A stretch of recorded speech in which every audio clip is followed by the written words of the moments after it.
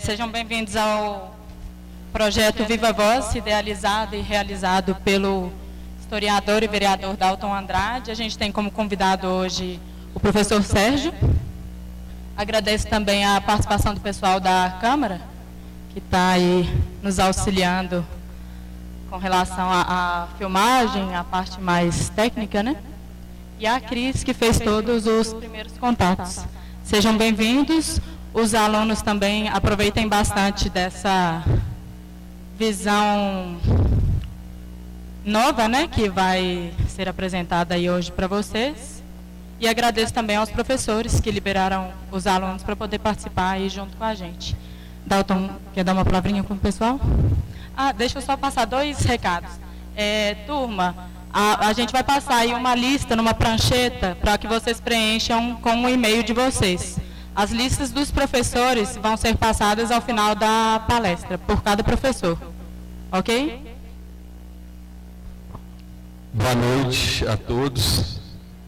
Eu fui professor aqui em 2007, 2008, no curso de administração, com sociologia das organizações. Era o Carlos Coura, não sei se o Carlos Coura estava aqui, lembro da Fabiane, que era secretária aqui, era a única secretária.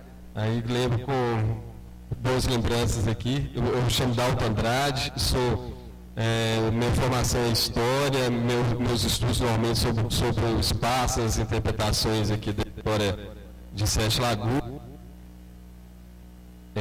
Sou vereador do PT aqui no 2º mandato e nós temos esse projeto chamado Viva Voz, onde a gente faz programas de informação gratuita, trazendo temas do espaço Sete Lagoano, conhecendo alguns, por exemplo, essa é a 9ª edição, nós já fizemos, a 2ª edição foi Engenharia, Urbanismo e Arquitetura para Todos, que foi no Clube SESC, que na época é uma fronteira da expansão urbana da cidade, a gente trouxe arquitetos todos para falar. Os Irmãos Piriás, que foi de abril de 2010, que foi no auditório do Arthur Bernardes. Fizemos a 7ª edição, que é a formulação do ensino médio, onde veio um dos mentores da transformação do ensino médio no Brasil, que é o deputado federal Reginaldo Lopes. E essa 9ª edição, onde eu tenho o prazer de trazer meu amigo Sérgio Antônio, com quem nós trabalhamos juntos lá no Unifem há muitos anos. Aqui também cumprimento meu colega Cláudio Diniz, aqui, foi meu colega da história também, tá? Que eu trabalho aqui com vocês no curso de comunicação, com estudos sociais contemporâneos. E apresento aqui o Sérgio, que ele é pesquisador do programa de pós-graduação em design da Universidade do Estado de Minas Gerais, a PPGD da UENG, com disciplinas, orientações e pesquisas ligadas à semiótica, à tipografia, à escrita e ao design gráfico.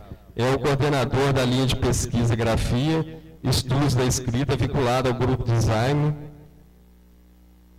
e representações sociais. É graduado em Letras, com mestrado em Literatura Brasileira e doutorado em Literatura Comparada pelo Programa de Pós-Graduação em Letras e Estudos Literários da UFMG. Eu convivi com ele também no projeto Memória da Unifem. Ele fez uns apanhados interessantes da tipografia da cidade, de todos os veículos de produção gráfica da cidade, assim como também da produção literária, que são livros que me ajudaram bastante, são bastante interessantes, que estão na biblioteca da Unifem. Essa edição é realizada com apoio aqui da Faculdade Promove. Nós agradecemos a Marcela Vilela, coordenadora do curso de comunicação, por ter permitido.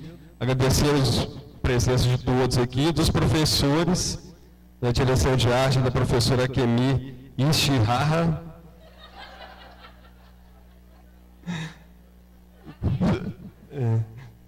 Ok. Ela de novo na produção gráfica, a fotografia do professor Júlio Alecim, pesquisa e inteligência de marketing do professor Marcos Silva, criatividade e inovação da professora Suelen Lima e comunicação empresarial da professora Flávia Pellegrini. O evento está sendo transmitido aqui pela TV Câmara. Agradeço aqui a presença dos meus colegas aqui da Câmara, do canal digital 60.2 e também fica disponível no YouTube, no site da Câmara Municipal. Depois, se vocês quiserem rever, esse programa fica disponibilizado no YouTube, encontrando no www.setelagoas.mg.leg.br, que é o site da Câmara Municipal. A história do design é uma das leituras da história do homem, da concepção dos objetos, fez para saciar suas necessidades desde seu início, nas pinturas rupestres, que representaram a trajetória de migrações, evolução material e consequente transmissão das ideias para a manutenção da sobrevivência. Os objetos utilizados e cultuados pelo homem através dos tempos foram da produção à comunicação, da sociabilidade à subjetividade, gerando pertencimentos sociais e a própria ideia da materialidade. Isso aqui eu peguei um pouco da fala dele hoje. Então, nós estamos com o Sérgio Antônio para essa interessante tema, essa interessante palestra. Boa noite, obrigado. Boa noite a todos. Primeiramente, quero agradecer ao Dalton o convite de estar aqui novamente em Sete Lagoas. Ele já me apresentou aqui, mas, enfim, quero reforçar essa nossa parceria de longa data, né? Nos cursos de licenciatura do Unifem, Cláudio também, professor de lá. E, enfim, Sete Lagoas realmente marcou, assim, para mim, um tempo bom, e é sempre bom voltar aqui. Então, agradeço mesmo, assim, de verdade esse convite. Acho, assim, muito importante um evento como esse, né, que associa um poder público a uma universidade, enfim, a professores, alunos. Isso realmente é muito importante e raro, às vezes, de ser visto, né? Quero agradecer também a assessoria do Dalton, né, sobretudo a Cris, que ficou em contato comigo aí nos últimos tempos. O pessoal do Promove, a Marcela, coordenadora, os professores, e a vocês que estão aqui. Eu vim com esse intuito de lançar esse livro, que é o Pensamentos em Design, que é uma coletânea de artigos oriundos do mestrado em Design da Universidade do Estado de Minas Gerais. Então, esse é o motivo principal. O livro é uma coletânea, assim, de artigos que dão uma ideia geral do que é uma pesquisa em design, que pelo menos é que a gente faz lá na Universidade do Estado. Quando a Cris me pediu, do que você vai falar, né? Eu elenquei uma série de assuntos que depois eu vi isso, não é impossível falar de tudo isso, né? Não sei se apareceu, acho que apareceu na divulgação, né?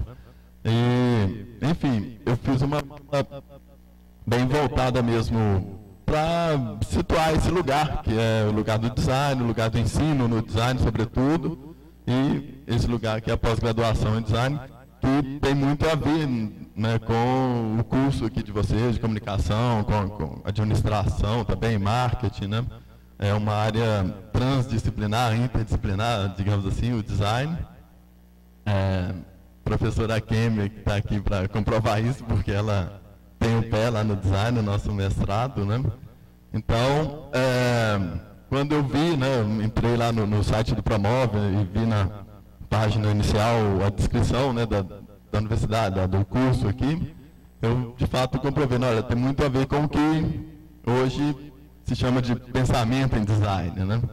Então, vou fazer basicamente isso, situar esse histórico aí do design rapidamente, e depois a gente abre, né, para uma conversa, que eu acho que pode ser a parte mais interessante para vocês se manifestarem aí, e, enfim, a gente fazer um bate-papo, né?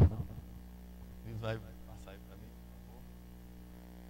por favor. Bom, essa minha formação, eu tenho graduação, mestrado e doutorado em letras, então migrei para a área do design um pouco por acaso e um pouco por uma trajetória também que eu já fiz desde o curso de letras, com pesquisas ligadas a, que eu antes de ir para o design eu chamava de artes gráficas, né? Hoje eu chamo de design gráfico, mas enfim, desde a graduação já me interessei por essa área, já fui trabalhar em editoras, já tinha na família, né, um ramo gráfico, assim, um tio que tinha gráfica, e fui trabalhar com ele.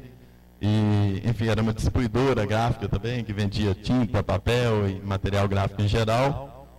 E essa pesquisa, assim, essa formação paralela, desde sempre me acompanhou.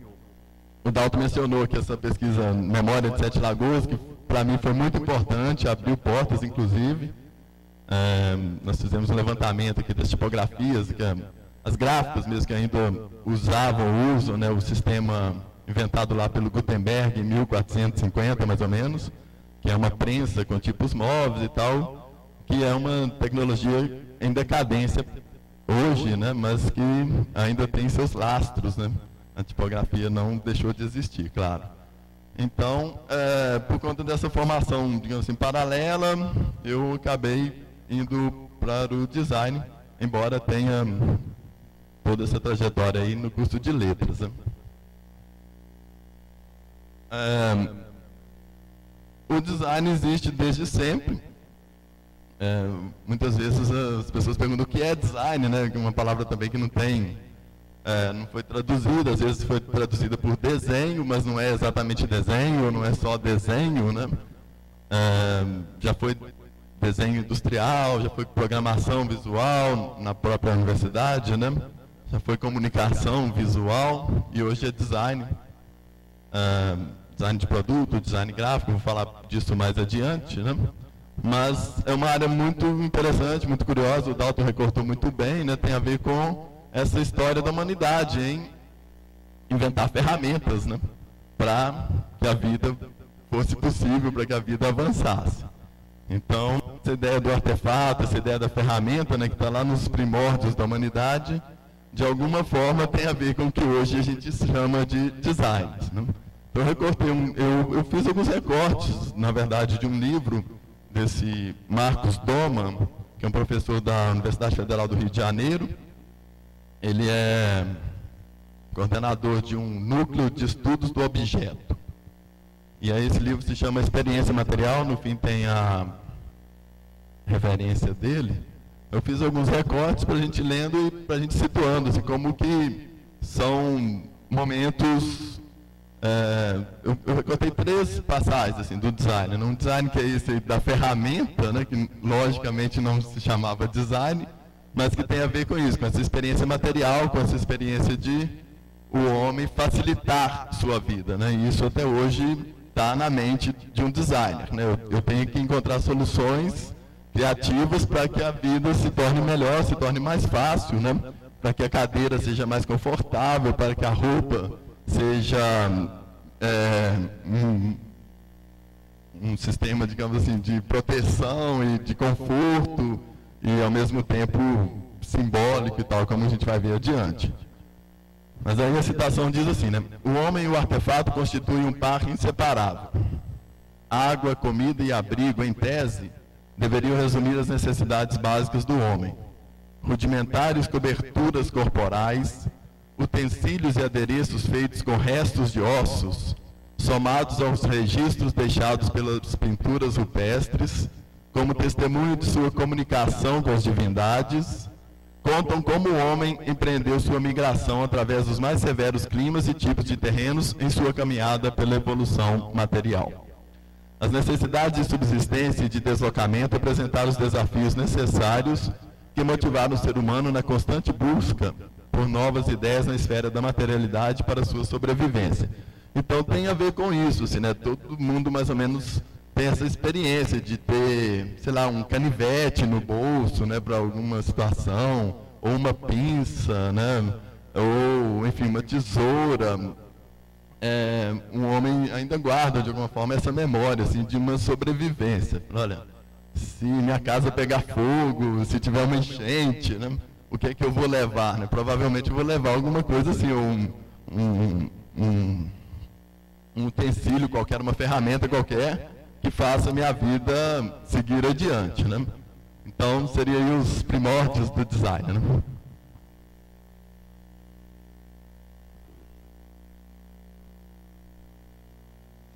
Dando um salto aí enorme, né? O design passa, sobretudo, né, nas ditas revoluções industriais, eu falei desse século XIX, hein? Passa a ter uma relação direta com essa esfera do capitalismo da produção industrial mesmo, né? Sobretudo europeia e tal. Então já entra um outro termo ali do artefato ao produto, né? A ideia da produção em série, da técnica, da tecnologia, ajudando o homem também a, né, superar obstáculos e, enfim, a vender no final das contas. Aí entra esse novo elemento aí. Aí diz assim, ó, as técnicas contam a história dos objetos na trajetória do homem através dos tempos, datando a materialidade artificial construída pelo homem em seus mais diversos segmentos, da produção à comunicação, da sociabilidade à subjetividade. O objeto como produto de fabricação seriada representa o desejo pleno que configura o pertencimento social de possuir aquilo que os outros têm, e em um próximo momento de ser o primeiro a tê-lo. Enfim, é muito mais complexa do que isso aí, mas em resumo é isso, né? Existe uma lógica, passa a existir uma lógica de produção em série, né? Você deixa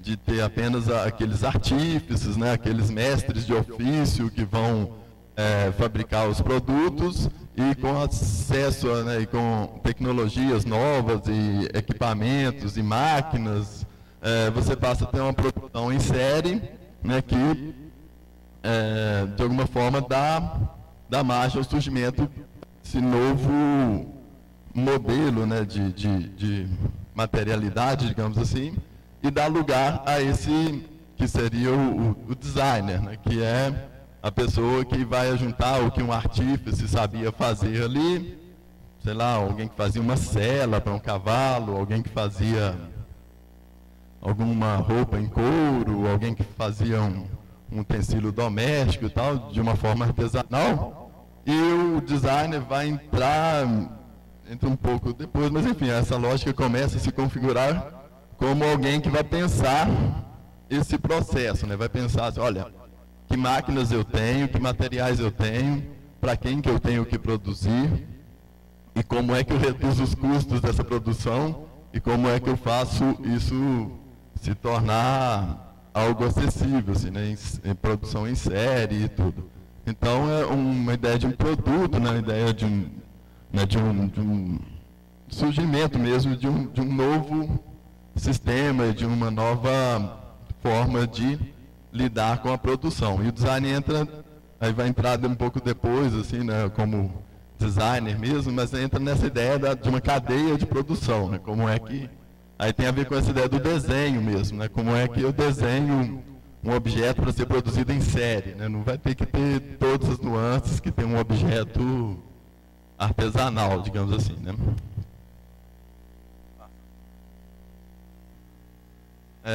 Aí eu fiz uma digressão, essa ideia do ensino, do design, que aí vem logo depois, né? No século XX, que se institucionaliza, de fato, o ensino do design, né? E isso aqui é muito batido assim, nas escolas de design, e às vezes é estranho, falar, porque ia até a Alemanha, né? O que tem a ver os alemães aqui com o nosso design e tudo, mas de fato é um marco, assim, essa escola que é Bauhaus, uma escola alemã de 1919.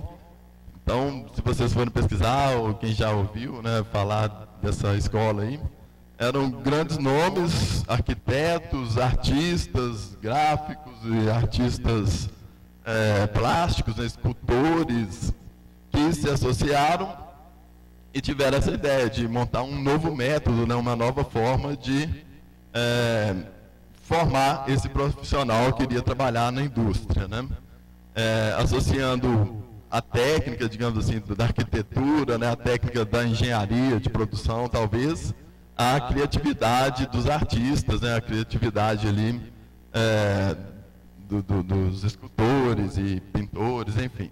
Então tem esse marco, digamos assim, e o curioso é que a Bauhaus estabeleceu um método de ensino que veio parar no Brasil, assim, por derivações, né?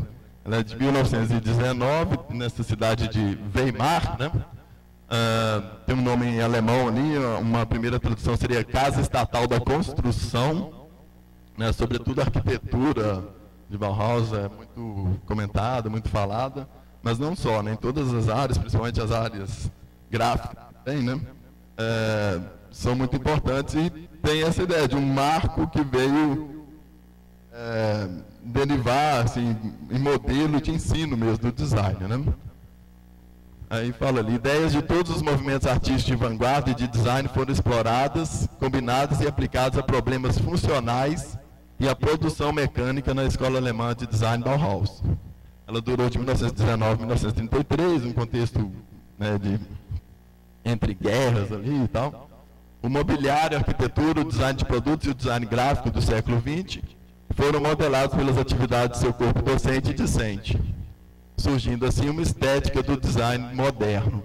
Então, as pessoas costumam separar essa história em design moderno e design pós-moderno, né? Sendo que esse design moderno aí da Bauhaus é extremamente funcional, né? Vocês viram ali a expressão problemas funcionais. Nesse sentido, se um zíper é feito para abrir e fechar, né? Se ele emperra ali, né, pode causar algum problema. Então, tem que abrir, tem que fechar. A darça é feito para se amarrar, para segurar um tênis, enfim. Um relógio, né, feito para marcar horas. Então, os objetos têm sua função de uso, né? E essa era uma primeira preocupação assim, da Bauhaus, né? Como tornar os ambientes, por exemplo, funcionais nesse sentido, tornar agradável o ambiente. Assim, né? Então, se a gente tem uma sala como essa aqui, tem ventilação, tem iluminação, tem a própria arquitetura na forma da sala, e tudo isso aí, de alguma forma, interfere na nossa atenção e na nossa experiência de estarmos nessa sala de aula, né? Então, o design é isso, assim, nessa ideia. Olha, as coisas existem para funcionar nesse momento, né? E para elas funcionarem, elas juntaram ideias da arquitetura, juntaram ideias das artes, das engenharias, de alguma forma, e criaram um método de ensino para isso, que não vou detalhar aqui, mas é um método que vigorou durante bastante tempo, né? Então, essa ideia do modernismo no design tem a ver com essa funcionalidade. Tem uma máxima que eles falam, que a forma segue a função, né? Mas sempre tem também isso que é interessante. O design é uma área muito híbrida, mesmo com, né, todas essas questões de funcionalidades, que poderiam, por exemplo, ser resolvidas por um engenheiro, né, ou mesmo por simplesmente por um arquiteto, né? Olha, tem uma escada, né? Qual que é o melhor modo de subir uma escada? Você tem parâmetros ergonômicos, assim, um degrau está muito alto ou muito baixo, você percebe subindo a escada ou descendo a escada. Isso se você não tropeçar e cair ali e tudo, né?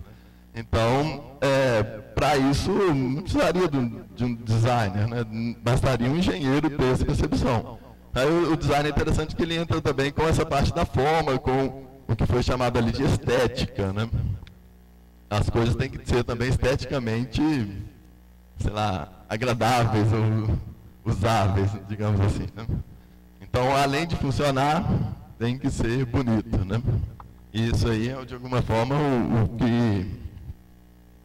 o que marca assim, o início, né, do ensino, do design, enfim, o que marca a ideia de design moderno, assim, olha.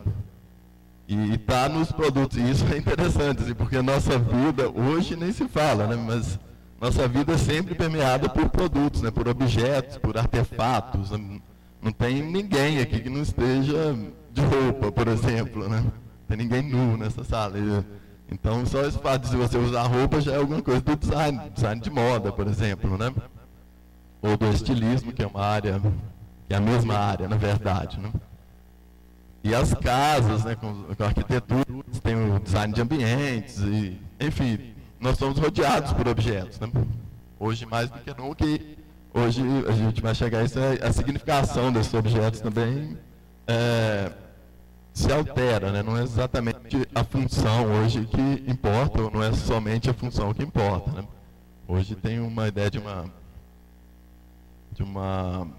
enfim, um consumo que vai marcar identidades e coisas assim que a gente vai ver mais adiante. Então fica aí a dica para quem se interessar um pouco por essa história, ir até Bauhaus, ir até a Alemanha, né, do início do século XX, e vai entender bem, está em qualquer site aí, né, informativo, vai entender bem o que foi a importância dessa escola. Aí alguns exemplos, né, eles tinham uma ideia também, não sei se vocês veem aqui à direita, a tipografia se chama Universal Typeface. Então, essa ideia de um design universal também, né? Um design que coubesse para qualquer cultura, que hoje também isso mudou, né? Os aspectos culturais, aspectos territoriais, digamos assim, são muito mais evidentes, né, do que nessa época aí do modernismo. Então tinha essa pretensão, assim, olha, vamos fazer uma tipografia, a tipografia é aquele conjunto de letras, o desenho das letras, digamos assim, né, que possa ser universal, que possa ser aplicada a qualquer cultura, em qualquer ambiente, né, e ela tem algumas características assim, de legibilidade, ela, de leitura e de facilidade. Por exemplo, Bauhaus, vocês não veem letra maiúscula ali, eles abandonaram as maiúsculas e fizeram o alfabeto com minúsculas, né? Para de alguma forma facilitar essa leitura. E no mobiliário também, ali um cartaz, né, que, de 1923, que tem uma linguagem estética nova também para a época, né, muito a ver com as vanguardas e tal. E era isso, assim, para fazer um mobiliário como aquele ali, chamado as mesas ninho, né? Pegava os padrões econômicos, né, que são os padrões de medidas, né? Então, uma estatura média, enfim, os movimentos, o peso, o tipo de uso, né? Padronizavam e falavam, olha, então eu fiz uma média aqui, vai servir para o alemão, vai servir para o inglês, vai servir para o norte-americano, para um asiático, não importa. A ideia era essa de universalizar o design. Aí, um desdobramento, os Bauhaus começam naquela cidade de Weimar, depois tem uma série de implicações apolíticas, passam para essa Dessau aí, né? Aí o sistema de ensino com inspiração no medievalismo, isso aí que foi uma novidade de Bauhaus, né, que tinha os mestres, né, que passavam para os artífices, que passavam para os aprendizes, né? Então, é uma coisa também que eu, na escola de design da UENG, eu percebi logo quando eu fui para lá, é muito da prática mesmo, assim, né? Você tem ali alguém que sabe fazer, olha, eu sei construir um site, eu sei desenvolver uma tipografia, eu sei construir um carro, né? Eu sei desenhar um carro e tal. E vamos ver como que faz isso, quais materiais precisa e tal, vamos fazer, né? Então vamos pôr na prancha, vamos pôr na régua T, vamos colocar a escala e vamos desenhar e vamos projetar. Então as aulas são muito, ainda tem esse lastro, assim, são muito práticas, né? Você tem muita aula prática. Diferente lá da letras, né, Michel? Fica lendo e não vê prática. Oh, por que eu estou estudando literatura? Né? Coisa. Mas é isso. Essa coisa do artífice, né? De alguém que vai pegar e fazer segundo uma metodologia. A ideia do projeto em design, né? Ela é muito complexa e hoje cada vez mais, assim, né? Então você projetar, né? Essa ideia do desenho, né? Eu vou desenhar, mas não é só. Você tem uma habilidade ali manual para representar graficamente uma cadeira, um carro, um mobiliário, uma luminária que seja, qualquer coisa assim. Além de ter essa habilidade de representação gráfica, você tem que ter também uma ideia do processo. Assim, olha, existe uma máquina para fazer isso? Existe prestação de serviço que vai me oferecer essa cadeia produtiva? Existem materiais? Quais são esses materiais? Quais são os mais econômicos? Quais são os mais viáveis? Quais são os mais confortáveis? Enfim, é um processo. Quem vai usar? Para quem vai usar? O que essa pessoa que vai usar quer? Então tem toda uma metodologia que é extensa, assim, né? Não é simplesmente desenhar ali e está pronto, né? Aí passam disso, foi sendo abandonado, agora os mestres eram chamados de professores. E aí ela é rebatizada, essa escola, de Escola Superior da Forma. Então, essa ideia da forma já ganha mais evidência. Então, uma fala do Dijon de Moraes, que é um professor lá da Escola de Design e é o atual reitor da Universidade do Estado de Minas Gerais. Né? Eu falar, o pensamento moderno era justamente esse, a satisfação da nossa condição humana pela via da materialidade. Então, existia assim, sei lá, um encantamento, digamos, por essa possibilidade, né, de fazer a vida melhor, né, por meio dos objetos e tal. Essa escola aí, esse ULM, né, que a gente chama de aqui, ela é importante porque ela deu, de alguma forma, uma passagem aí para o Brasil. A Bauhaus fecha lá em 1933, tem uma série de políticas lá desfavoráveis, ela é fechada e ressurge de alguma forma na Baviera, liga essa escola de que pega o mesmo nome, né, Escola Superior da Forma, de Bauhaus. E tem esses nomes aqui, que estão aqui, né, o Gibbon Cipes, Hans Gugelot, o Maldonado, que é um argentino, que na época estava na Alemanha, e eles vão para lá, de alguma forma retomam as ideias da Bauhaus, mas lançam coisas novas, como naquele último parágrafo ele está dizendo, a escola de Ulm contribuiu para o design em diversos aspectos, como, por exemplo, na sua visão do design como uma área essencialmente interdisciplinar. Então, eles já levam disciplinas das humanidades, né, para a área do design. O Gibbon Cipes, ele é um professor, né, ainda vivo e tal, e que, de alguma forma, investiu nessas áreas da humanidade. Ele tem livros como Design, Cultura, Sociedade, que inclusive é um nome da linha de pesquisa nossa lá. E, enfim, tornam essa área que já era multidisciplinar ou interdisciplinar ainda mais interdisciplinar, né? E a ligação dessa escola aí com o Brasil justamente por causa desses nomes, principalmente por causa do Maldonado, que era argentino e em algum momento veio parar aqui no Brasil e ajudou a fundar.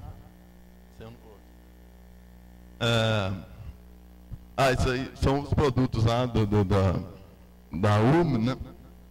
Ele ajudou a fundar aqui a ESG, a Escola Superior de Desenho Industrial, que vai estar mais adiante. Aquilo fala ali, né, o menos, né, e melhor, também um marco assim, do design, que é um design minimalista, né, uma forma assim, muito limpa, né, uma ideia estética assim, muito marcante, e que de alguma forma ainda permanece assim, no design, né, você fazer coisas clean, né, como dizem hoje. Essa Braun aí é uma marca de aparelhos eletrônicos, né, da Alemanha, desse período dos anos 50, e coisas que esses designers fizeram, né, em termos de projetos mesmo para a Braun, ficaram assim, como um marco mesmo do design. E ali não tem a imagem, mas se a gente pegar, por exemplo, uma calculadora da Braun e pegar um iPhone da Apple, né, que é um caso de design assim, extremo, atual, né? A gente vai ver uma semelhança muito grande, assim, como que um cara lá de 1950 já desenhou uma forma ali que foi retomada, né, pelo Steve Jobs 50 anos depois, e realmente é muito parecida, assim, uma forma com a outra. Então essa ideia de uma clareza, de uma limpeza também, que tem a ver com o modernismo também, que depois, na pós-modernidade, vai ser atacada. Assim, o negócio é desconstruir, né? O termo que é usado no pós-modernismo é a própria desconstrução, né, desses. Se você imaginar uma página que tem um grid, né, que eles chamam que é a grade, né, vocês sabem, da comunicação gráfica, aquela página rígida ali no pós-modernismo, ela é atacada, né? Nesse período aí não, ela é respeitada e quanto mais limpa ela ficar, melhor, né? Aí aquilo ali parece uma confusão, né, de barracos, sei lá, alguma coisa assim, mas é o lugar em que se instalou a ESG, que é a Escola Superior de Desenho Industrial. Eu estou destacando esses nomes aqui, né, lógico que existem, e sempre existiram várias outras escolas de design, mas é para chegar até a UENG, porque a UENG, a escola da UENG, de alguma forma concorre aí com a ESG, que é a Escola Superior de Desenho Industrial do Rio de Janeiro, né? Concorre como assim, o primeiro curso de design, de desenho industrial do Brasil, né? E isso, lógico, tem a ver com o contexto também, tudo. Surge em 1963, no Rio de Janeiro. Sua criação é inspirada em uma escola de design para o Museu Carioca durante os anos 1950. Baseado nos ideais de clareza formal e racionalidade de Max Bill. Então, essa ideia da clareza, do racionalismo, toda, desde Bauhaus, né, que passa aí para a ESD. Ex-aluno da Bauhaus e em proposta do artista argentino Tomás Maldonado, ambos ligados à Escola Superior da Forma, que é a de Ulm, na Alemanha, né? Então, tem essa ligação, assim, o design brasileiro, de alguma forma, não existia, assim, ele existia. Tem um livro muito bom que é aquele título ali que está lá embaixo, o design brasileiro antes do design. É de um historiador, Rafael Cardoso, que migrou para a área do design, né? E ele vai mostrar muito claramente isso. Olha, nós temos um processo industrial tardio, né, em relação aos Estados Unidos, à Europa e tal, uma história que todo mundo sabe. E por isso, então, não havia essa demanda para uma formação específica de designers e tal. Mas isso não quer dizer que o design não existia, assim, né? Existiam as gráficas, né? Existiam, sei lá, as construções, as casas, as pessoas faziam as coisas aqui, né? Faziam com um método próprio e tal, não formal, né? Então essa escola aí veio formalizar. O problema é que ela formalizou demais, assim, ela foi muito nessa ideia do racionalismo, né? Esqueceu onde estava. E durante alguns anos isso foi um projeto assim, de ensino de design no Brasil. Falei, olha, vamos fazer a maneira deles lá, né? Dos alemães e tudo. Isso tem suas vantagens, claro, porque é um método, né, de ensino, sobretudo, muito interessante, que até hoje a gente vê assim, os resultados, né? Mas também tem essa história de deixar um pouco de lado a cultura e as especificidades de cada lugar e tudo, né? Mas surge aí, né, o ensino de design. Atualmente a AES integra a Universidade do Estado do Rio de Janeiro. O curso lá ainda tem o nome de desenho industrial. Isso também assim, é para marcar lugar, né, num período do desenho industrial mesmo, que, enfim, que hoje o design já tem outras acepções, né? Aí havia isso, né, alguns descompassos entre a educação brasileira de orientação mais humanista e a referência à escola alemã de viés mais tecnológico. Eu estou contando tudo isso porque esse viés humanista, esse viés, né, digamos assim, mais associado à cultura, ele, de alguma forma, se fortalece hoje, né? Aí a gente vai chegar à UENG, a nossa Universidade do Estado, que começou como FUMA, Fundação Mineira de Arte, depois virou Fundação Mineira de Arte Aleijadinho. Quem conhece Belo Horizonte deve saber onde é o Expo Minas, né, um grande centro de eventos do governo do estado, perto do Parque da Gameleira, na Avenida Amazonas. E aquele Expo Minas foi construído sobre as ruínas da antiga FUMA, né? Despejaram lá a escola, construíram aquele lugar de eventos. E, enfim, essa FUMA é mais ou menos do mesmo período, né, até anterior à ESD, né?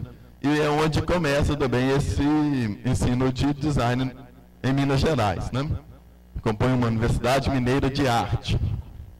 Os cursos da Escola de Artes inéditos na época eram estruturados em 4 áreas: artes plásticas, pintura, escultura e gravura, desenho industrial e comunicação visual, decoração e licenciatura em desenho.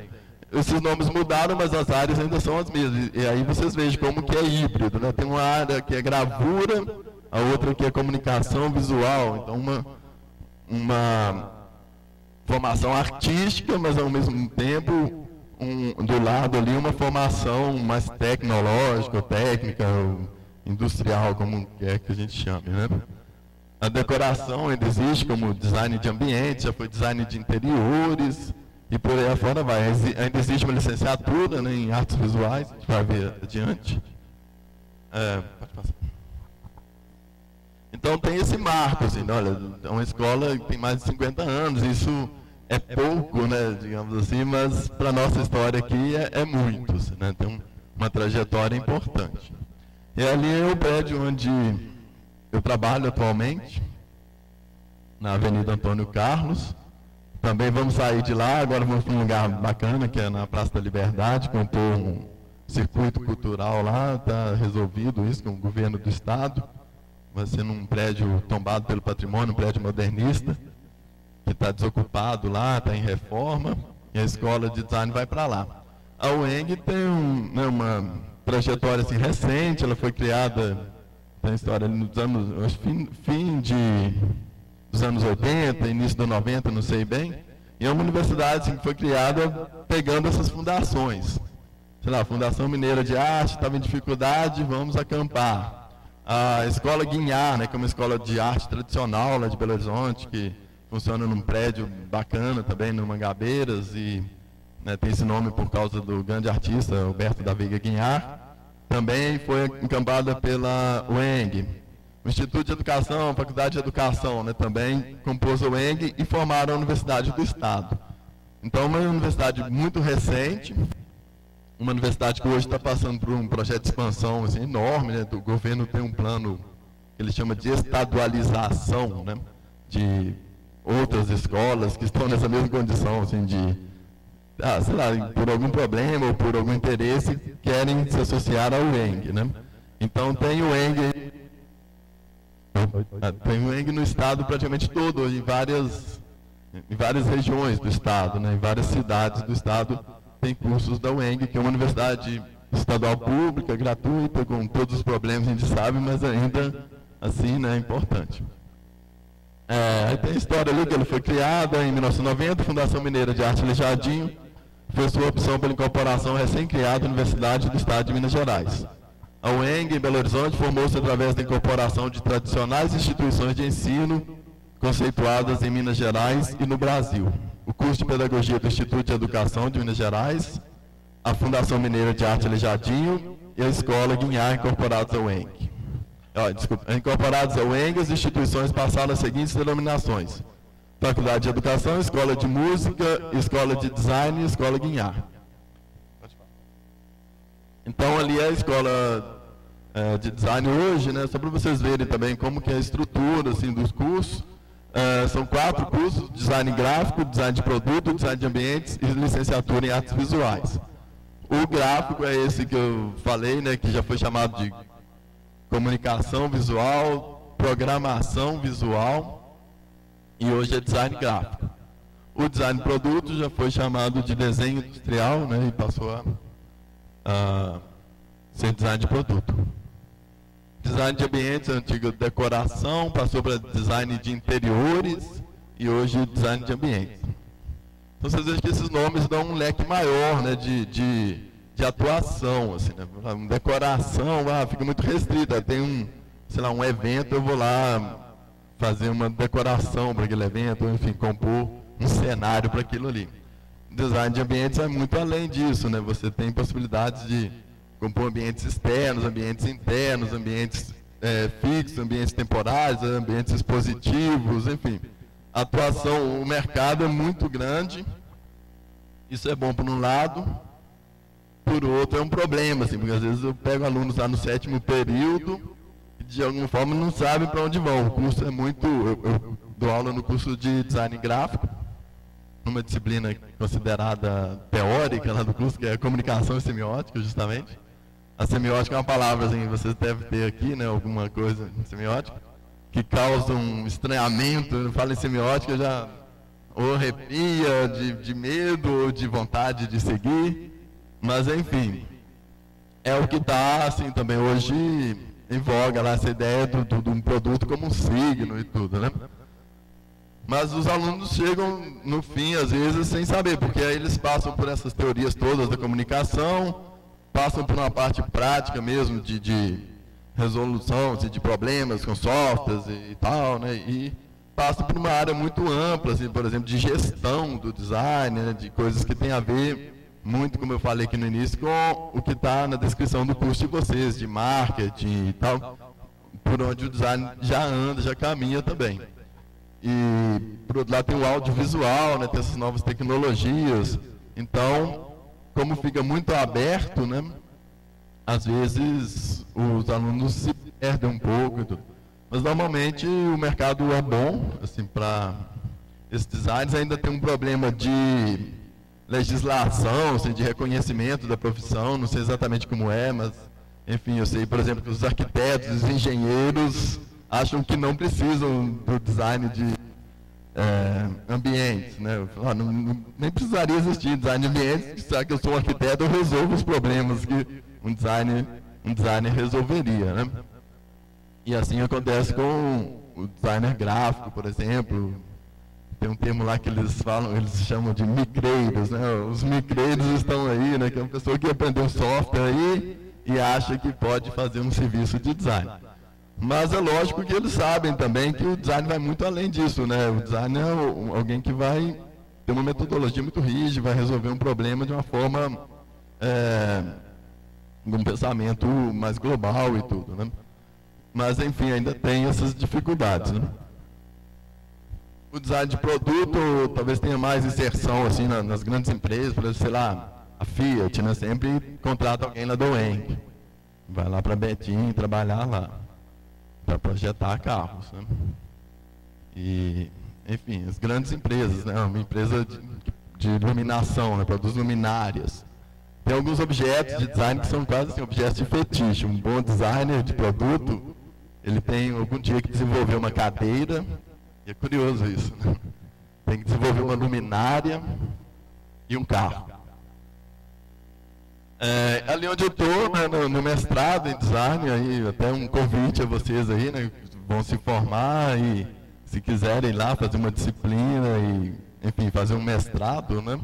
Tem duas áreas, que é aliás, tem duas linhas dentro de uma área que é design, inovação e sustentabilidade. Inovação e sustentabilidade, você já deve saber, são as palavras da vez, né? Se não inova e se não é sustentável hoje, está fora de qualquer lógica de mercados, né? Então, é uma cultura assim, que vem se impondo e tal, tem um lado, digamos assim, de mau uso desses termos, principalmente sustentabilidade, né? Sei lá, um banco que usa um papel lá que acha que é reciclado, daí coloca a bandeira da sustentabilidade lá, né? Falando, olha, não é só usar um papel desse, que muitas vezes o reciclado é até mais, sei lá, caro, poluente, enfim, no seu processo de produção ali, do que um papel branco, né? Mas, enfim, tem umas más interpretações do que é a sustentabilidade, mas a ideia, assim, é boa. E a inovação tem a ver com o design desde sempre, que é aquilo que está lá na Bauhaus, que é a criatividade, né? Se um designer não for criativo, ou alguém da comunicação, alguém do marketing, né? E aí vocês conhecem, né, muito esses livros sobre criatividade e tal.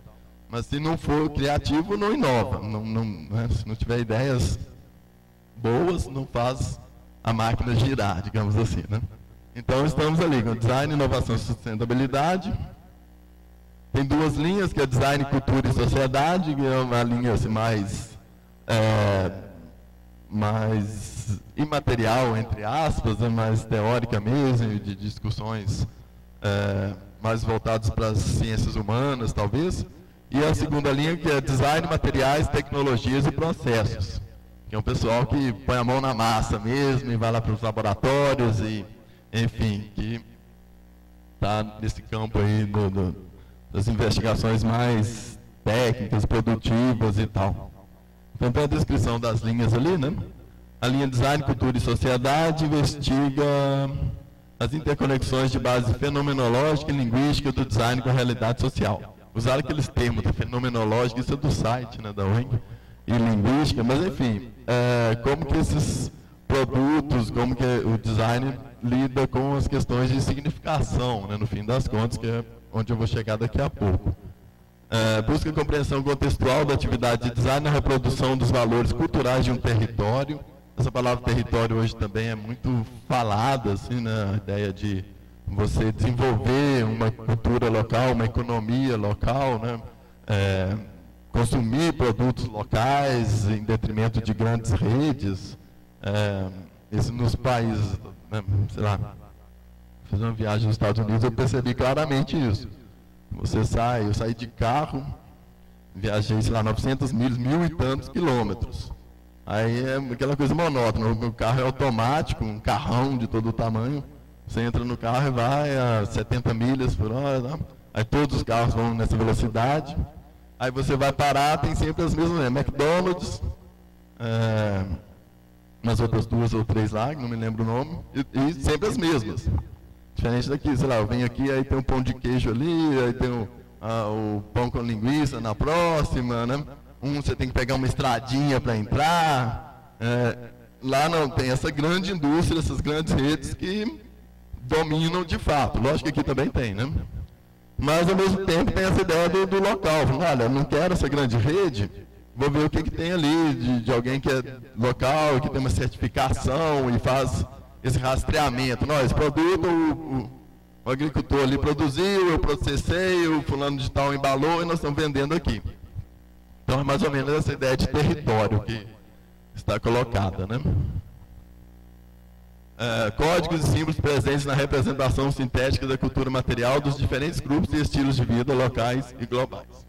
Então, é isso, assim, né? Como que a gente tem que estar atento a esse consumidor, e isso também é uma das, digamos assim, das premissas do design, né? O foco é o usuário sempre, né? Você tem que pensar no usuário. Então, hoje falam até de design de serviço, por exemplo, que tem a ver também, eu vi com a ideia do marketing aqui, vai migrando para essa área. Então, sei lá, você vende um produto, um show, né? Você tem que pensar na pessoa que vai fazer o show, ela tem que estar bem ali, você tem que, na pessoa que vai assistir o show, na pessoa que vai carregar o equipamento do show, na pessoa que vai coletar o lixo do show.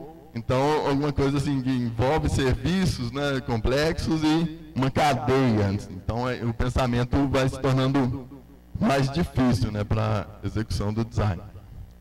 E a linha Design, Materiais, Tecnologia e Processo investiga novas possibilidades de desenvolvimento de sustentáveis combinações materiais, técnicas, produtivas e tecnológicas aplicadas aos diferentes níveis e etapas do processo de concepção e desenvolvimento de produtos. Contempla o estudo de novos métodos e processos que contribuem à otimização ou redução de insumos. Só mexer aí que ele volta. Redução de insumos, materiais e energias durante o ciclo de vida do sistema produtivo.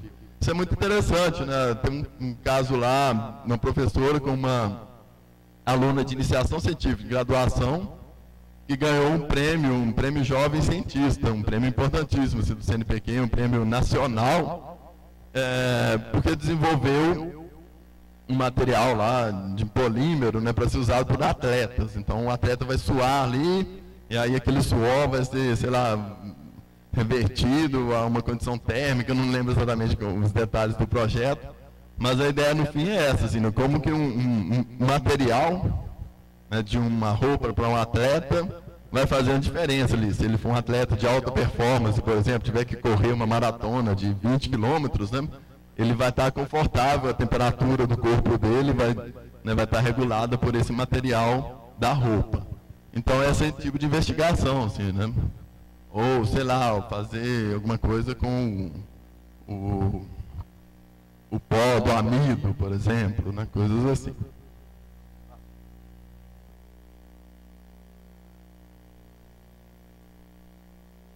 E aí a gente chega ao cenário atual do design, né? Que é aquilo que eu falei, que essa ideia do sentido, dos signos, né?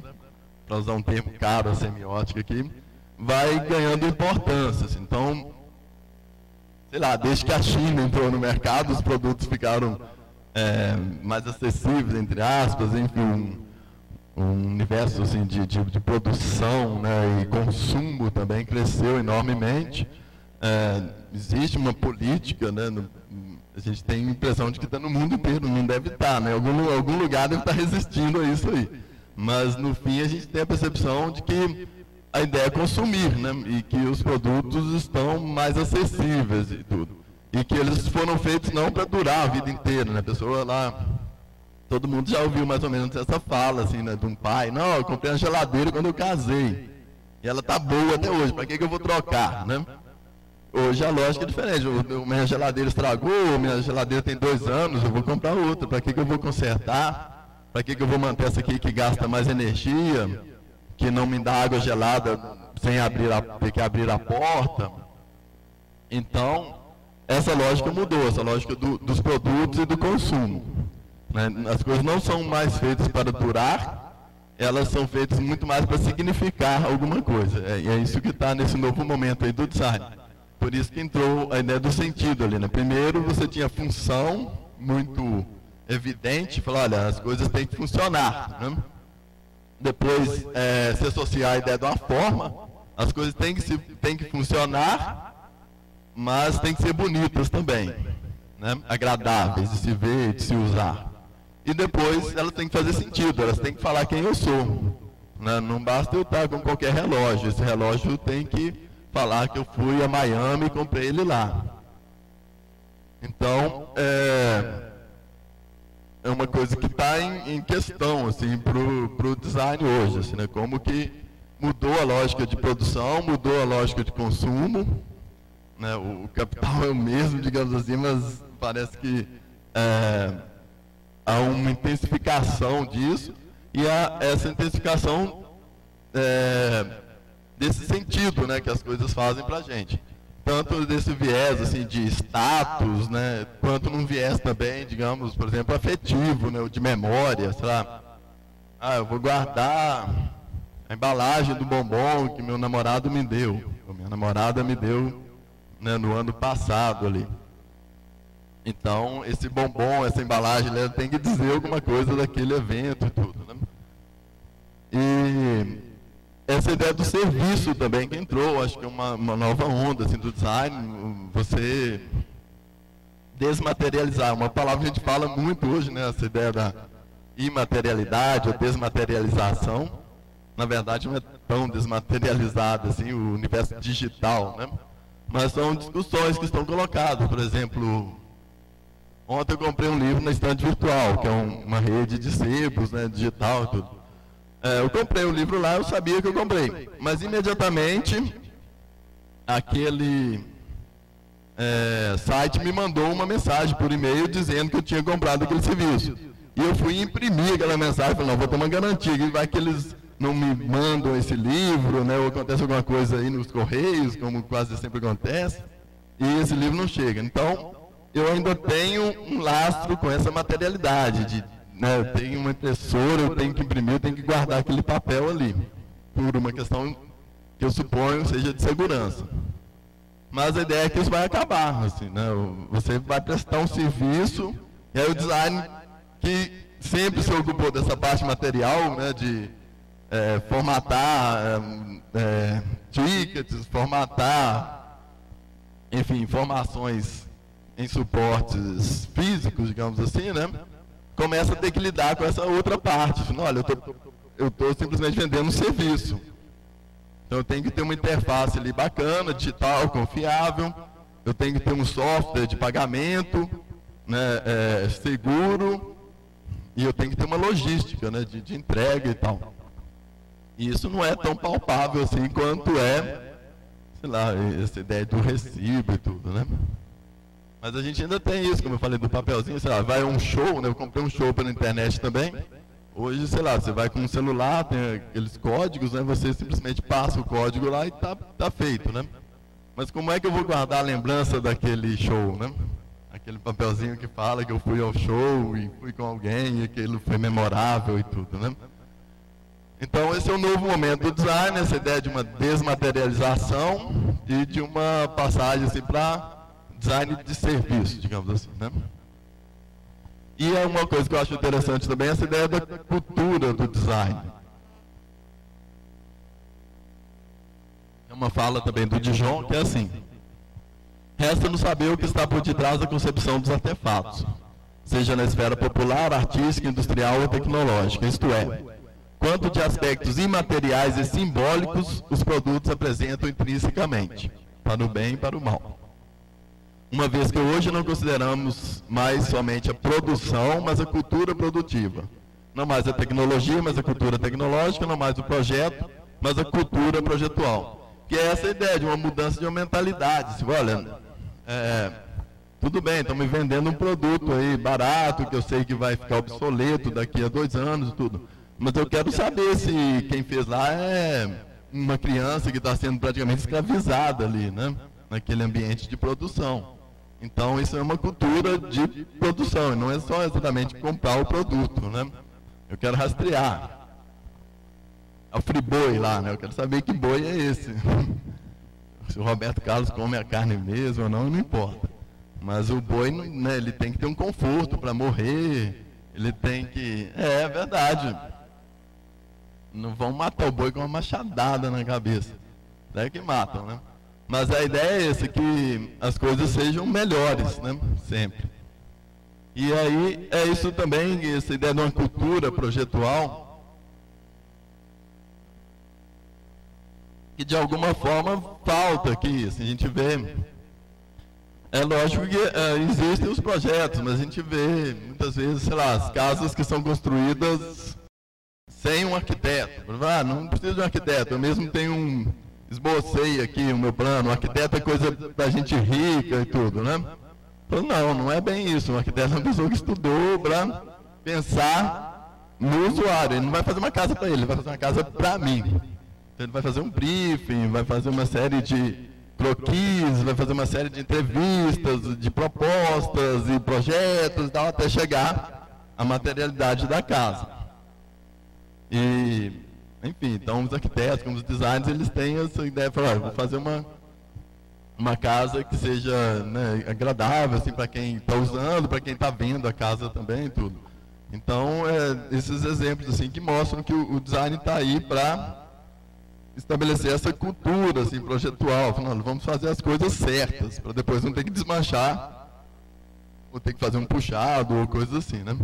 O problema é que a gente tem que fazer muros e grades cada vez mais altos e as casas ficam atrás desses muros e grades, a gente nem está vendo mais o que está aí na cidade, né? Mas é isso, é esse olhar, assim, como o design está em muitos produtos, né? Basta a gente olhar para as cidades, enfim, para o nosso entorno, para as coisas que a gente usa, que a gente percebe assim, o que funciona, o que não funciona e como que a gente lida com essas questões de consumo, né? Aí eu trouxe um caso que eu achei interessante, tem a ver com esse contexto também. Aqui uma fala, um texto no mesmo livro, né, que é assim: o contexto técnico contemporâneo apresenta-se com configurações materiais e imateriais com alto índice de complexidade. Então, essa ideia do mundo complexo, aí vocês também já devem ter ouvido falar, né? Nosso mundo hoje está mesmo virado. Essa cultura técnica corresponde às estratégias mobilizadoras de objetivos individuais ou coletivos da humanidade, envolvendo o intelecto e as relações sociais, configurando uma complexa rede de capacidade criativa. Então, ali tem essa palavra complexidade, que é muito cara a esse mundo contemporâneo. Eu estou aqui, mas eu estou conectado com o mundo todo. Eu tenho um amigo lá na China, outro na Europa, outro no Peru, outro na Ásia, enfim. E essa ideia da rede, né? Isso aí é um pensamento também que está muito dentro assim, do design hoje, como que você tem que se estabelecer dentro de uma ideia de rede, né? O oposto da rede, ou digamos, um antecessor da rede, é a árvore, né? Você tem uma hierarquia muito estabelecida ali. Você tem a raiz, você tem os troncos, sei lá, o chefe, o subchefe, né? Alguma coisa assim. Você tem os galhos, você tem as folhas, os frutos, as flores, e aí, né, enfim, as ramificações que já estão presentes na árvore. Mas você tem uma rigidez.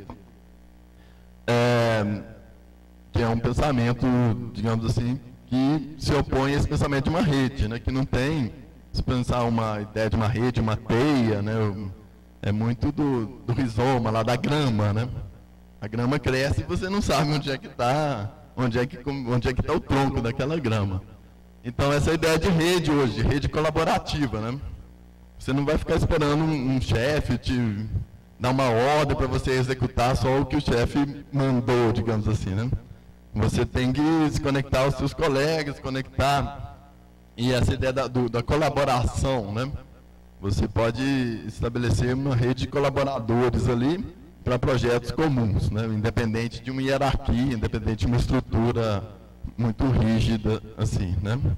Então, essa ideia de uma complexa rede de capacidade criativa, que é por onde os designers estão se movimentando. Assim, olha, não, eu vou fazer um projeto com alguém lá da China, ele nem vai ser superior a mim, nem eu a ele, mas nós estamos juntos para resolver esse problema, né? O design também, a diferença do design para um artista, ele só funciona sob demanda, né? Tem que ter alguma coisa para resolver, senão a capacidade criativa dele não funciona tanto assim. Mas, enfim, tem tendo essa demanda, tendo esse problema, vamos fazer uma rede de colaboração para que as coisas aconteçam. Aí eu trouxe um caso que eu achei interessante, eu vi uma notícia recentemente,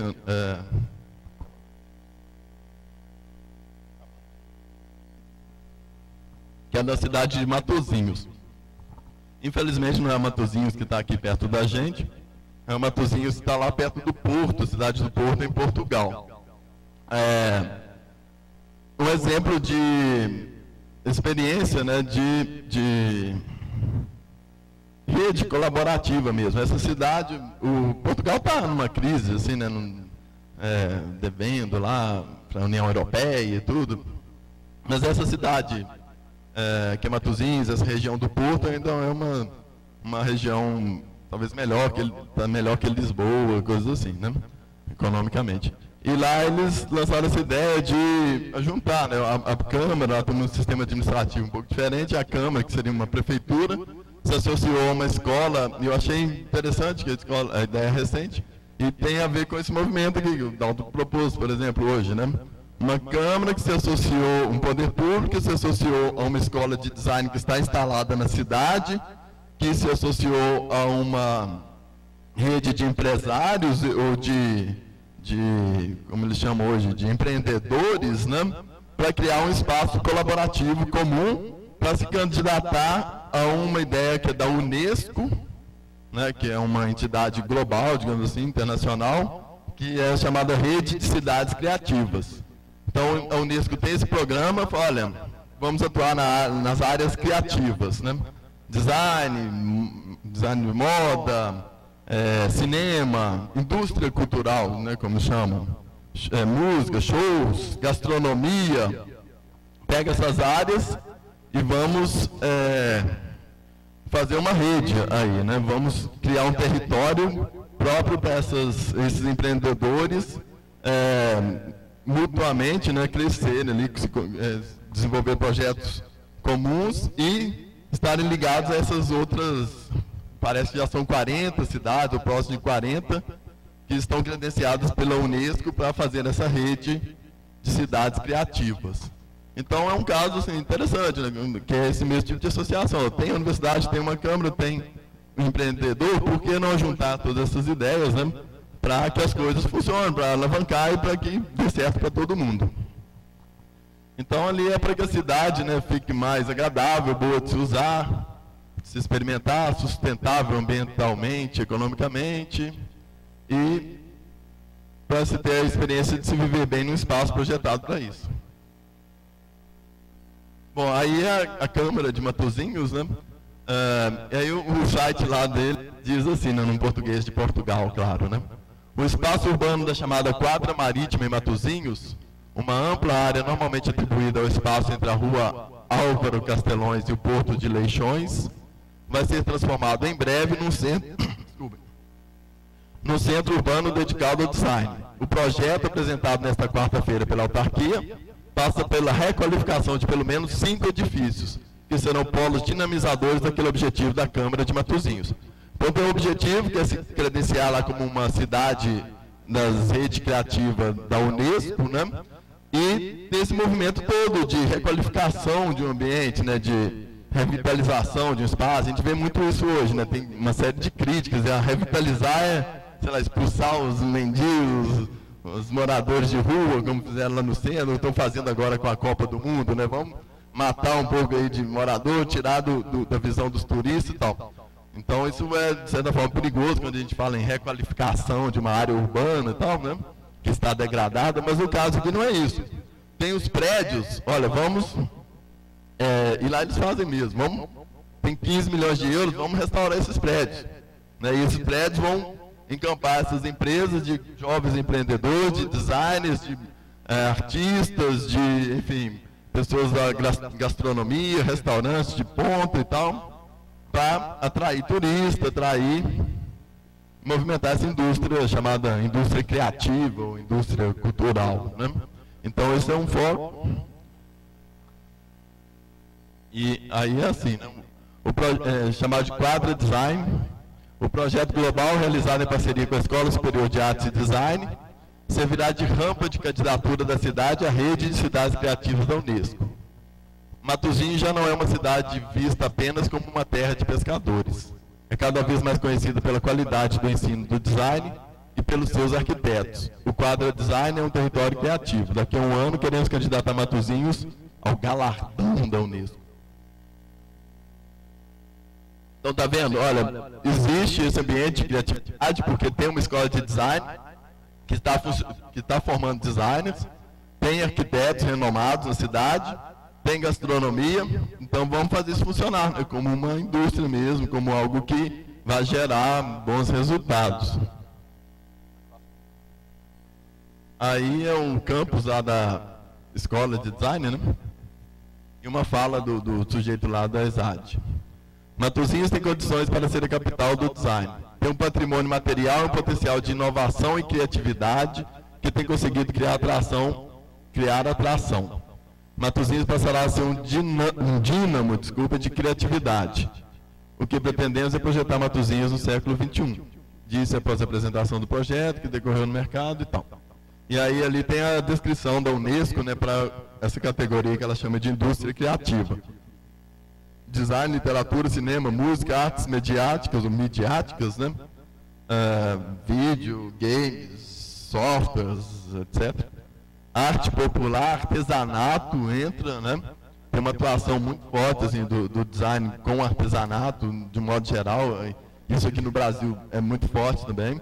E não é exatamente assim, chegar, olha, você é artesão, eu vou te propor um método aqui para você melhorar seu artesanato. Não é isso, é colaborar ali com o artesão, ver as possibilidades de ganho de ambas as partes, né? E gastronomia.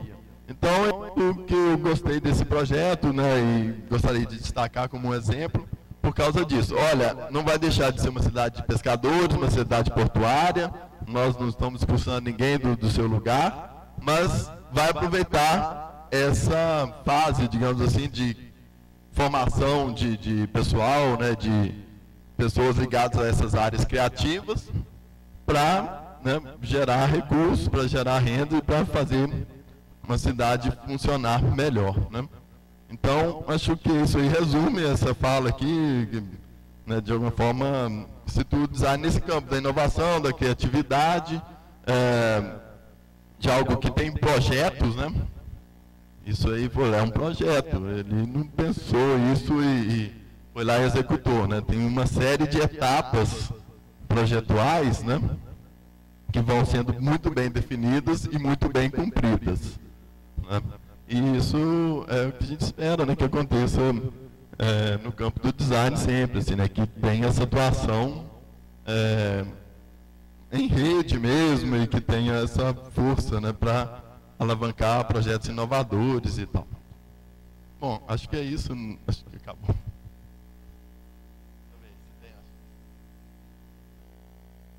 Só aquele livro de referência, eu não coloquei os sites. Eu usei basicamente esse livro do início aí, na Experiência Material, Cultura do Objeto. Os sites são os sites da Escola Superior de Desenho Industrial, vocês buscam pelo Google mesmo, ou por outra ferramenta aí de busca, né?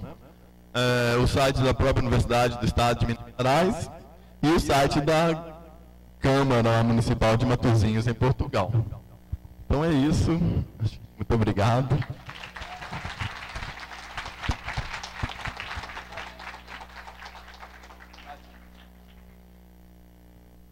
Meu e-mail ali para quem quiser trocar uma ideia.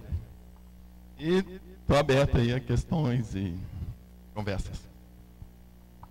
Sem perda de tempo. Caio, do gabinete do vereador Nalton Andrade. Sérgio, à luz da semiótica, é o design que acompanha a evolução das necessidades humanas ou é ela própria a responsável pela criação de desejos e necessidades? Claro, claro. À luz da semiótica, é o design que acompanha a evolução das necessidades humanas ao longo das décadas ou é ela própria a responsável pela criação de desejos e necessidades das pessoas?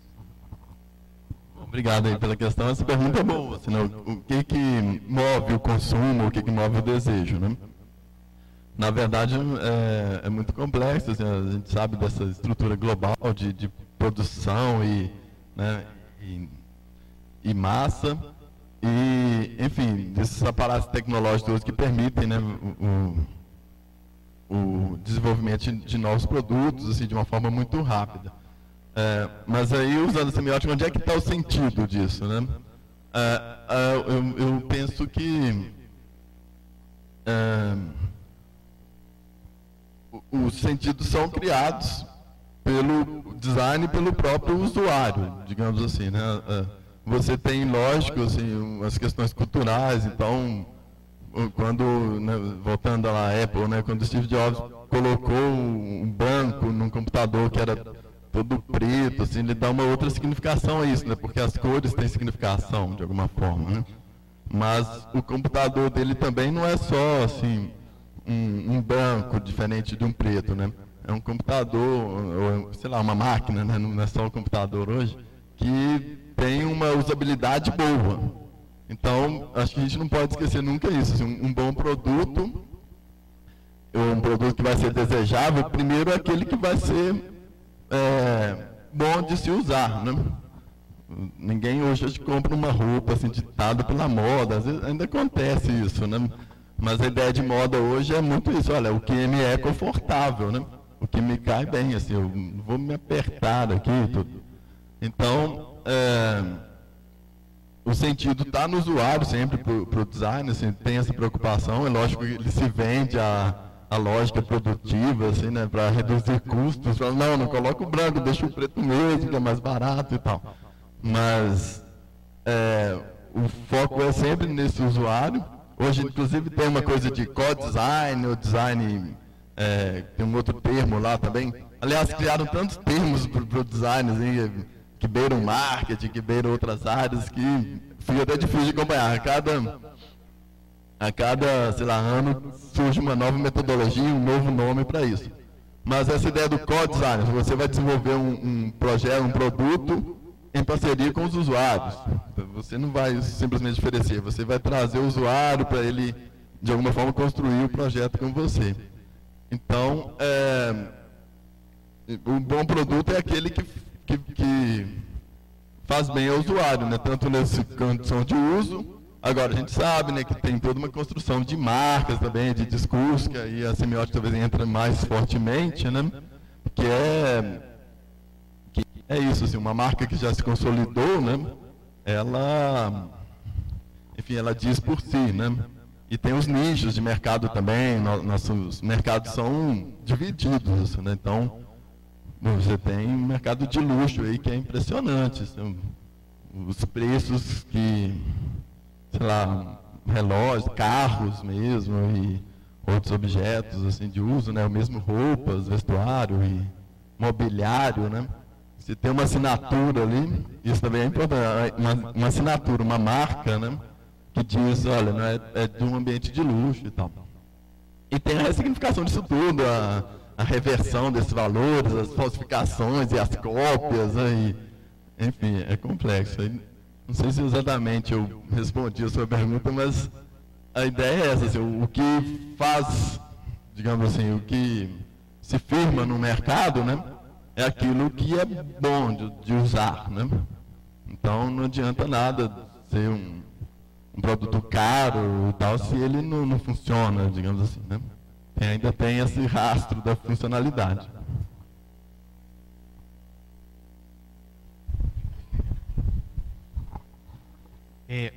Boa noite. A pergunta minha é sobre mercado de trabalho. Se você tem o costume de conversar com seus alunos sobre o tema que é até maçante já de que o mercado de design e de comunicação em geral está saturado. Problemas como salário baixo, etc. E se você realmente conversa com eles sobre isso, qual a sua posição? Você dá para eles aquela posição mais esperançosa de que o profissional melhor vai se destacar e vai conseguir sobreviver no mercado? Ou você dá para eles uma versão mais realista? Ó, o salário está baixo em tal região, está ruim, etc. Minha pergunta é mais para isso, ainda mais porque a maioria do pessoal aqui está em processo de estudo, ainda não está no mercado, está para conhecer. e queria uma resposta sua sobre isso. Porque rapidamente nesse assunto não é uma profissão fácil assim, né, de inserção no mercado, talvez pela formação lá da própria escola, do curso, é um curso mais abrangente. Então, o design gráfico, ele aprende desde a parte de impresso, né, de produção gráfica mesmo, até uma parte de audiovisual, por exemplo, que já é um outro ramo, ou essa parte dos serviços. Então, eu acho que isso no início, assim, esse leque de opções, ele atrai, mas ao mesmo tempo desnorteia um pouco. Tem essa questão que eu não sei falar exatamente em que pé está, de uma regulamentação da profissão, né? Tem uma satisfação geral com as agências de propaganda e publicidade, né? Assim, Belo Horizonte tem grandes agências e tal, mas o designer chega lá e ele rala pra caramba e o salário não é tão bom assim e tudo, né? Tem os que vão para o campo que eles chamam de freela, né? Os freelancers, que buscam alternativas, assim, constroem empresas. Lá tem uma coisa interessante, que é uma incubadora, né, que funciona bem, assim. Então, o sujeito se formou, ele se associa a 2, outros 3 recém-formados e tem um espaço na própria escola e tem um suporte, né, em parceria com o Senai, coisas assim, para incubar sua empresa ali. E dali aí não paga o aluguel, né, tem o seu escritório, tem uma rede, sei lá, internet, telefone, coisas assim, que de alguma forma dão um suporte para quem quer se iniciar como um empreendedor, né? Então tem essa saída também. Tem muita gente que eu estou vendo que está indo para fora, assim, esse programa Ciências Sem Fronteiras, né? Muitos alunos lá foram, muitos mesmo, assim, foram, sei lá, um foi para a Inglaterra, o outro foi para não sei onde, aí volta, aí já com alguma ideia de seguir para aquele caminho, aí faz contatos e tal. Aí eu sei que um foi para Dubai e outro foi para não sei onde. Como são jovens, eles têm essa vontade de sair e costuma dar certo, assim, né?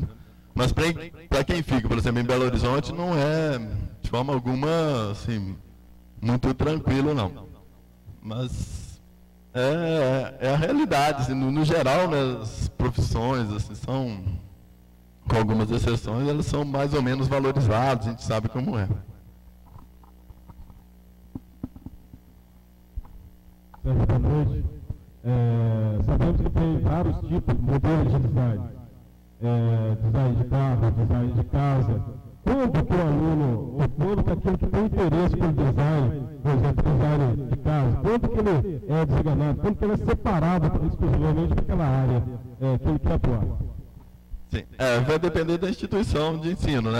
No caso da UENG, ele já tem que optar logo no vestibular. Se ele quer ir para o design, que foi chamado comunicação visual, programação visual, ele tem que fazer o design gráfico. Aí dá essa habilitação como uma área muito comum, assim, né? E é desenvolvimento de projetos gráficos mesmo. Enfim, agora, quem é do gráfico não vai se arriscar a desenvolver um produto, assim, nesse sentido, de uma geladeira, uma linha branca, coisas assim. Então, no caso lá, já é no início. O design de ambientes também, né, já tem que logo escolher. O que acontece é que muitos começam num curso e vão para outros, assim, já pedem, sei lá, rematrícula, não sei o termo que é usado lá na Secretaria de Ensino, né, mas o cara está lá e viu que não tem muito interesse por aquela área e migra para outra, né.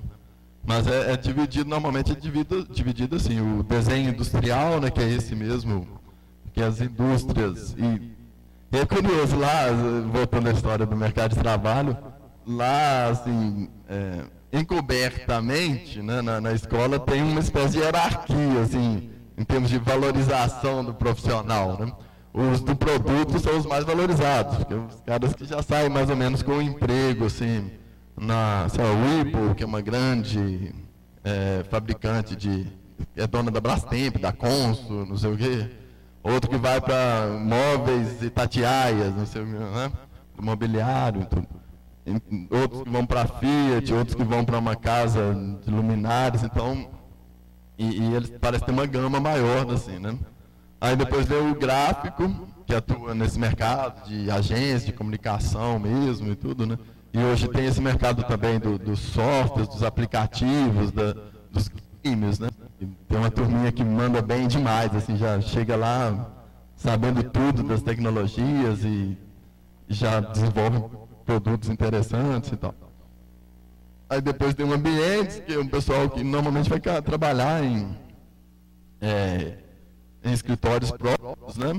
E aí tem essas dificuldades. Se a pessoa não tem assim, uma inserção num meio e tudo, não vai ter muita oferta, assim, né? Muita demanda, aliás. E por fim fica a licenciatura. Então, o professor é o menos valorizado assim, nessa cadeia de trabalho lá. Mas ele tem que optar e, normalmente,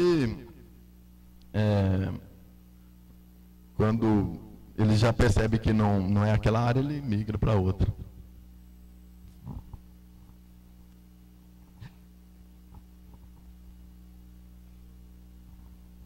Ô Sérgio, boa noite. Meu nome é Juan. E uma curiosidade minha. No design, por exemplo, de produtos que você citou, tem algum tipo de órgão, de alguma autorregulamentação na criação dos produtos, no desenvolvimento? E ele segue algum tipo de moda? Ele é ditado por algum tipo de norma atualmente?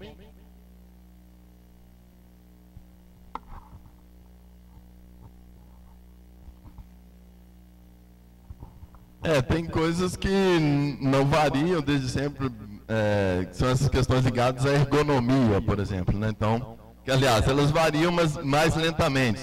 A população vai ficando mais alta, mais baixa, mais gorda, mais magra, mais escura, mais clara, não sei. E aí, por exemplo, para você desenvolver uma cadeira, você tem que ter esses parâmetros. Normalmente tem órgãos como Associação Brasileira de Normas Técnicas, né, que de alguma forma dão essas medidas, assim, ou coisas mais ligadas à engenharia também, que vão falar, assim, olha, não, os padrões hoje, né, e sei lá, e esses institutos de pesos e medidas, né, INEP, se não me engano, né, falam, olha, não, a população brasileira hoje, a faixa etária é tal, o peso, né, as alturas, medidas, então essa parte da ergonomia é muito importante no design de produtos, né? Sei lá, se você vai abrir uma geladeira, né? Você não vai. Hoje tem essa geladeira que inverteu, curioso até, né? Inverteu a parte de cima, que era o congelador, passou para a parte de baixo.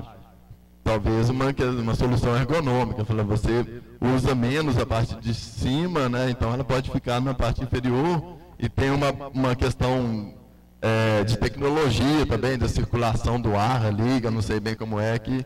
Então tem a ver com isso, com pesos e medidas, que é chamado de ergonomia de modo geral, com as tecnologias, com até, sei lá, de repente mudou, a geladeira não precisa de um motor mais, precisa de um outro tipo de motor, aí você vai configurar aquele produto, né, para aquilo. Sei lá, a televisão que precisava de um tubo, de repente passou a ser um LED, né? Então, aí tem uma nova configuração. E tem esses modos, esses modismos, claro, né? Até a gente vê... A Honda era o carro prata, né? Sei lá, 5 anos atrás. Aí, agora é o carro branco, assim, num certo segmento. É tudo segmentado também, né? Então, o cara vai desenvolver um produto, ele tem que saber para qual perfil de consumidor, assim, muito segmentado. Se é velho, se é novo, se é homem, se é mulher, se é rico, se é médio, se é baixo. Então, partem muito dessas pesquisas de mercado mesmo, assim, né? Ainda, né? Essas pesquisas também já deixaram de ser assim, muito rígidas, né? Já tem outro perfil, tem essa ideia da colaboração, do co-design, de que eu falei aqui, né? Então já tem outras metodologias de pesquisa, mas ainda tem aquelas pesquisas tradicionais que vão te dar um perfil, né? E a pesquisa mesmo, o cara que vai lá no campo e passa nas casas, e que geladeira que você tem, o que você usa, quantas vezes você abre a geladeira, não sei o quê, né? Então tem essa parte, assim, do que está aí dado em termos ergonômicos, que é levado em consideração, a questão das tecnologias que avançam, que mudam, e essas questões também que vão surgindo, não sei exatamente de onde. Disseram que o carro prata é uma cor mais, sei lá, mais barata, menos poluente para a fabricação e tal. Fizeram muito carro prata. Aí, de repente, começou uma onda de carro branco, assim, como segmento de luxo e tudo. E, aí, enfim, essas questões vão mudando, mas normalmente tem a ver também com as tecnologias. Alguém inventou um pigmento ali de uma cor e barateou a cor. Aí o dono da indústria não é bobo nada, não, vou usar essa cor barata. Aí pegam também, aí tem toda uma cadeia de discurso, digamos assim, em torno da aceitação, para aceitação desse novo padrão e tudo. Mas normalmente tem essas...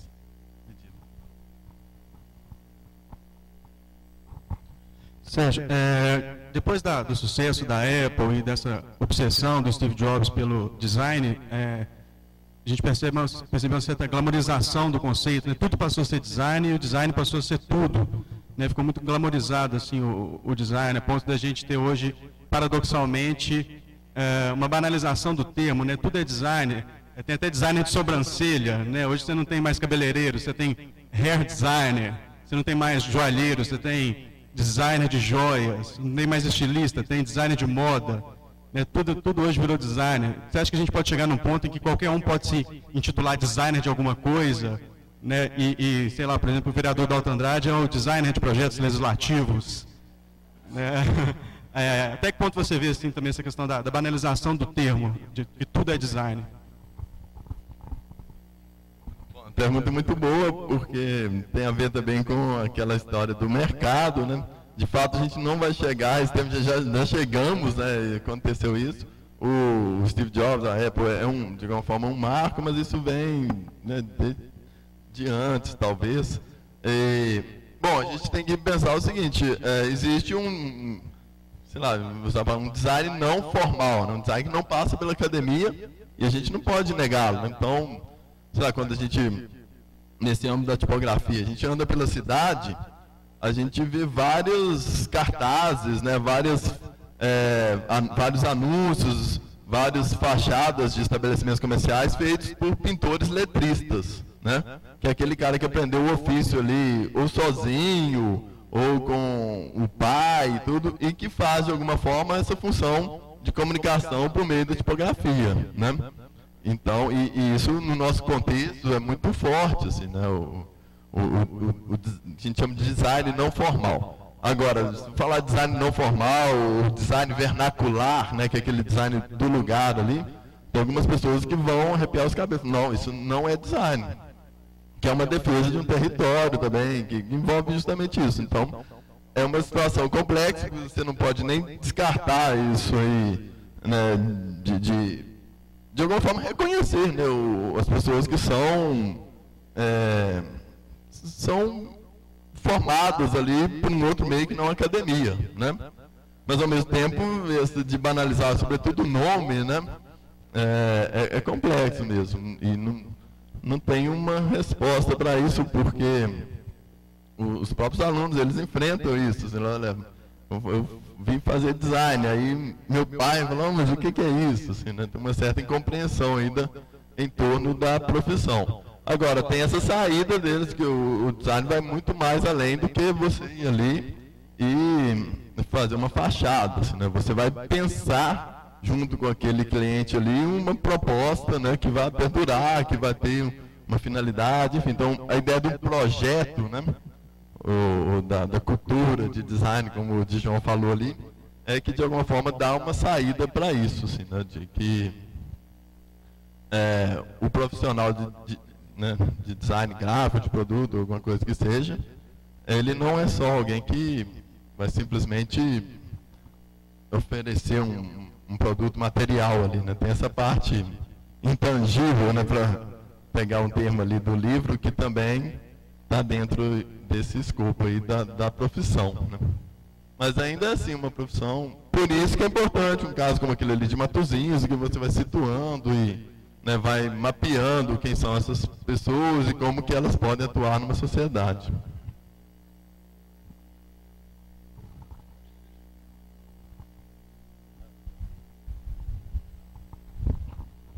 A outra pergunta minha é a questão da regulamentação do design, que é tanto falada por todo mundo do meio. O que acontece?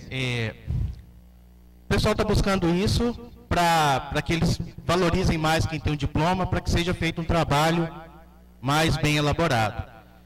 Só que o que acontece? Em contrapartida, um profissional daqui de Minas Gerais, que é o Gustavo Greco, ganhou o Leão de Keynes recentemente, 2012 ou 2013, se não me engano. Só que ele não é formado.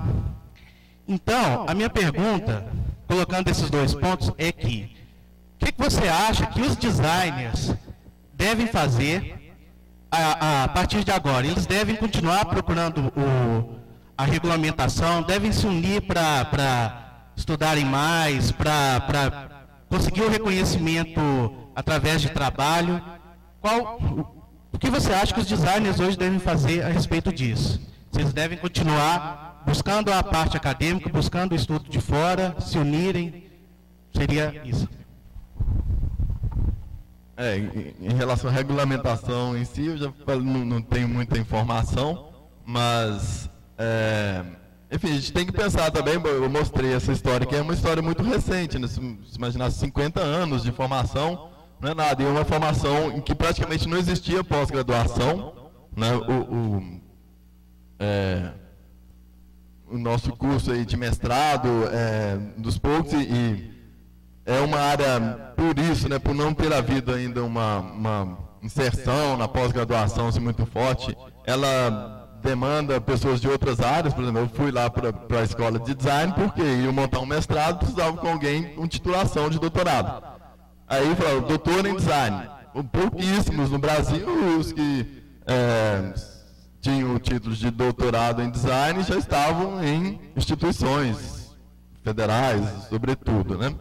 E, independente disso, o design também já era uma área híbrida por excelência. Eu cheguei lá, eu encontrei engenheiros, encontrei historiador, encontrei, enfim, pessoas de diversas áreas. Então tem essa questão de ser recente a pós-graduação, agora está aumentando cada vez mais, né? Então abre-se cursos de mestrado, a intenção desse programa é abrir um doutorado, então abre essa perspectiva também para o estudante, para o profissional. Não, vou me especializar mais, vou fazer uma pós-graduação, coisas que não eram tão viáveis até pouco tempo. Você citou o Gustavo Greco aí, é o Greco Design, né? É um caso também de sucesso, ele não é designer mesmo, mas ele é muito rico, muito bem nascido, os estudantes adoram trabalhar com ele lá, e é um cara meio, assim, meio dessa onda aí dos talentosos mesmo, né? Um cara que tem um talento, independente da área que ele tiver. Independente da área que ele tiver, sabe, com o talento ali, a visão que ele tem, ele vai. E é curioso, ele ganhou um prêmio fazendo um projeto de sinalização para um consultório de dentista. Assim, ele pegou a ideia dos fios e dos aparelhos ortodônticos e fez a sinalização. Que é outra parte que eu não falei, assim, mas é muito importante no design gráfico, né? Como que as cidades pecam, né, por não ter uma sinalização boa, e os edifícios, né, e coisas assim. Mas, enfim, você olha para aquele projeto lá, acha que é simples, né? Mas, de alguma forma, tem o dedo dele ali de ter o talento, tanto de criar, quanto de compor uma equipe, de gerenciar uma equipe, de viajar, de divulgar, enfim, de administrar um negócio, que hoje é realmente um destaque, assim, no meio lá dos escritórios de design de Belo Horizonte, né? Então, acho que, no caso, vai por isso, pelo talento, né? O cara que é talentoso e teve a sorte de nascer em berço de ouro.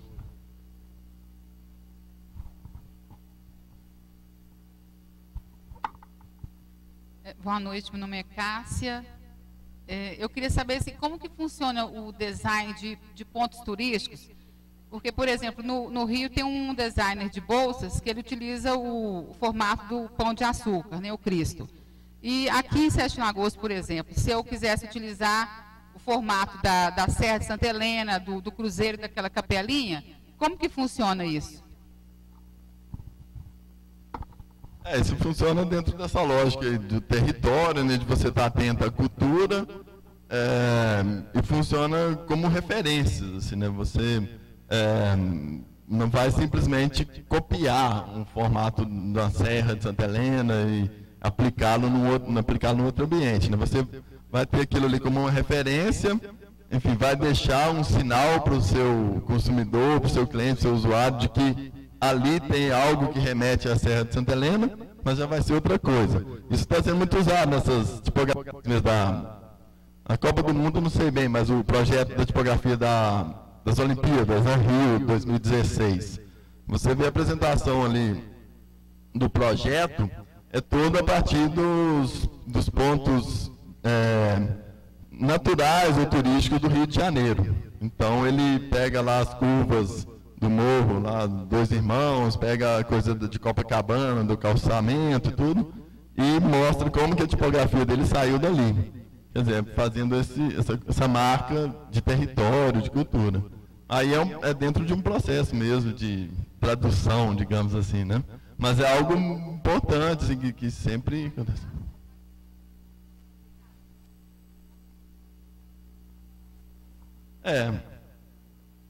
Sua criatividade e o seu trabalho ali também, né? Como é que, né? Aí você vai definir, olha, tem que ter uma demanda, digamos assim, né? Para quem, o que eu vou produzir, né? Uma caneca com a imagem de Santa Helena, uma linha de produtos, uma camiseta, uma estamparia, né? O que quer que seja.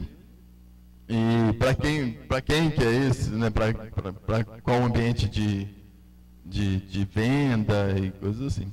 A ideia do design é sempre pensar desde o início assim, até o final.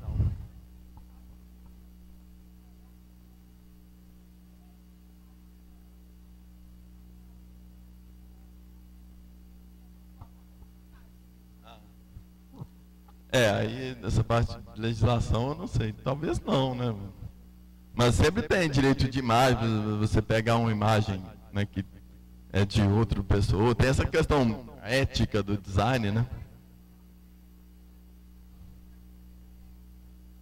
Sim. Aí tem um lado de legislação e um lado de ética também, que aí já são outros assuntos.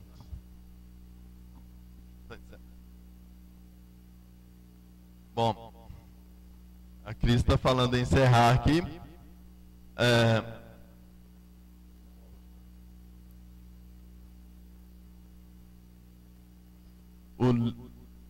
O livro... Tem alguém? Não, né?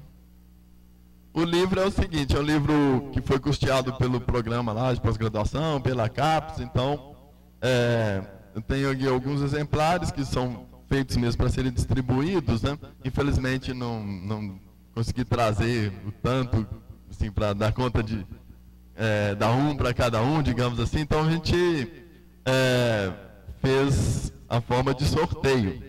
Aí a Cris que organizou isso aqui, talvez ela possa falar melhor. Está debaixo das cadeiras um número? Um papel.